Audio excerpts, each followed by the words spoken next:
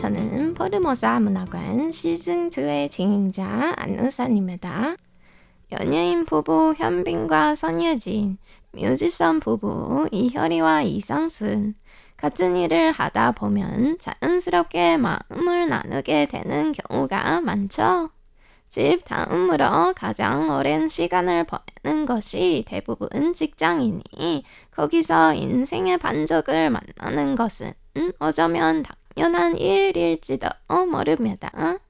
비슷한 사고방식과 가치관 그리고 관심사와 취미까지 공유한다면 서로에게 끌리는 것도 시간 문제겠죠. 태화 문단에는 생각보다 많은 작가 부부들이 존재하는데요. 이번 주부터는 태화 문학계에서 깊은 인상을 남긴 작가 부부들을 차례로 소개해 드리고자 합니다.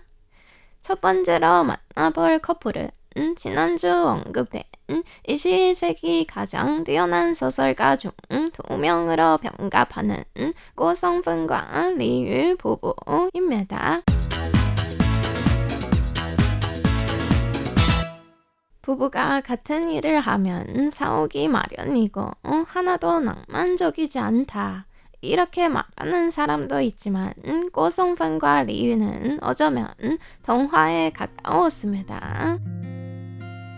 서로 격려하고 서로에게 배우며 서로의 성취를 진심으로 축하하던 두 사람은 그야말로 소울메이트였습니다.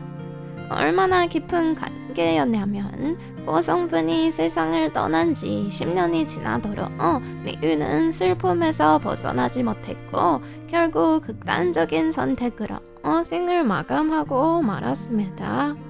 두 사람의 감정은 이토록 끈끈했고 문학만큼이나 치열했죠.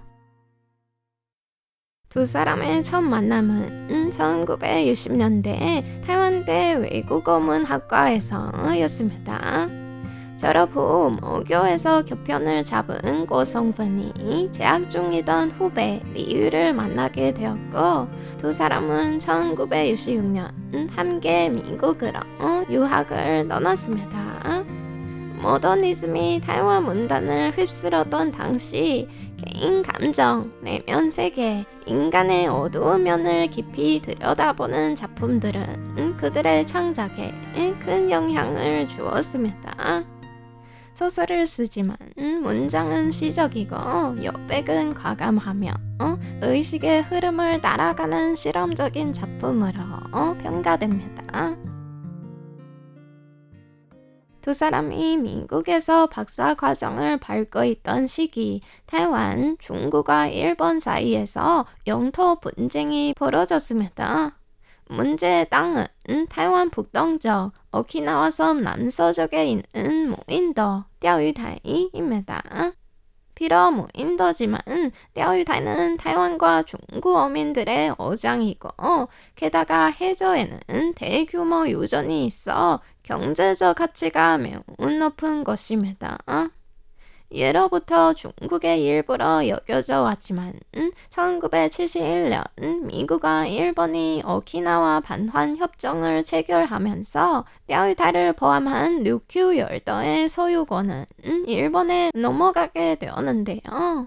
이는 중화민국 주권에 대한 침해로 간주되며 타이완 유학생들의 분노를 불어일으켰죠. 미국과 일본에 항의하는 한편 중화민국 정부에도 보다 적극적인 주권 수호를 촉구했습니다. 고성奮과 리유 역시 운동에 참여했죠. 운동 규모가 점점 커지자 타이완 캠퍼스에서도 시위가 벌어졌습니다. 이른바 钓鱼台는 우리 당 운동은 어느새 단순한 정치 이슈를 넘어서 양안 주민 전체의 민족적 관심사로 떠올랐습니다.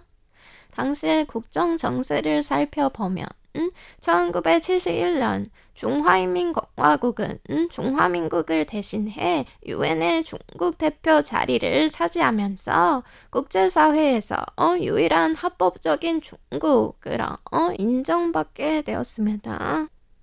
이 때문에 운동의 흐름은 조금씩 달라지기 시작했는데요.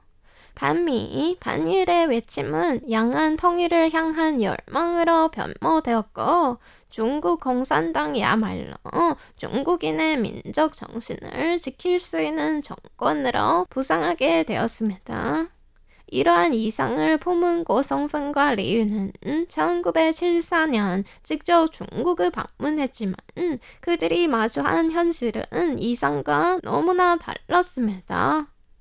문화 대혁명은 사회 전반을 피폐하게 만들었고 눈앞에 펼쳐진 것은 가난과 실학뿐이었습니다. 훗날 고성픈은 한 인터뷰에서 이 경험을 악몽이었다고 표현했습니다. 변질된 운동에서 빠져나오긴 했지만 이 방문은 결국 대가를 남겼습니다. 중화민국 정부의 블랙리스트에 이름이 오른 두 사람은 1987년 타이완 민주화가 이루어지기 전까지 오랜 세월을 타향에서 보내야 했는데요. 그 시간 동안 그들은 창작을 다시 시작했습니다. 고성픈은 공산 중국에 대한 환멸과 타이완의 기억을, 리유는 유학 생활과 운동에 대한 반성을 써내렸습니다. 이어서 두 사람이 마침내 타이완으로 돌아올 수 있는 1987년 이 해에 발표된 한 곡을 함께 들어보시죠. 왕제의 게임 하나, 꿈 하나입니다. 不要谈什么分离，我不会因为这样而哭泣，那只是昨夜的一场梦而已。不要说愿不愿意，我不会因为这样而在意，那只是昨夜的一场游戏。 오랜 해외 체류와 정치 활동으로 인한 창작의 공백 때문에 두 사람의 작품 수는 그리 많지 않습니다. 하지만 그 복잡하고도 치열했던 삶이 오히려 작품에 더 깊은 울림을 만들어주죠. 문학 연구자 등한치는 두 사람의 인생을 이렇게 표현했는데요. 전쟁 속에서 태어나 평생 유토피아를 찾아 헤매지만 결국 찾지 못한 사람들. 그래서 자기 내면으로 들어가 스스로의 유토피아를 만들었다. 두 사람의 유토피아는 많이 달랐습니다. 우선 리유는 중국에서 타이완으로 건너온 외성인으로 그가 자란 것은 타이완대와 사범대 교수들이 모여 살던 거리 원저우지의 문학과 예술의 향기가 흐르던 동네였습니다. 그래서일까요? 그는 보다 부드럽고 따뜻한 필치로 가족과 꿈의 이야기를 풀어냈습니다.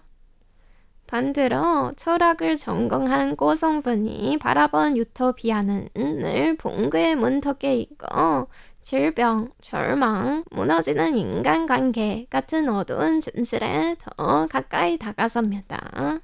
따라서 문학평론가 왕도의 교수는 리유의 글을 억처럼 얌전하다, 고성픈의 작품을 광란하고 황량하다고 평가했습니다. 문학을 매개로 마음을 나누고 결국 운명까지 함께한 두 사람.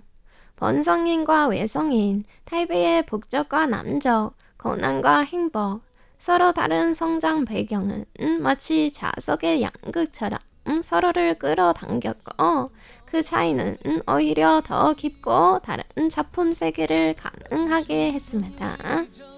그들의 이야기는 문학보다 더 문학적인 사랑이었는지도 모릅니다. 이상으로 RTI 한국어 방송의 안눈상이었습니다. 为什么道别离，说什么在一起？如今虽然没有你，我还是我自己。说什么此情又不渝，说什么我爱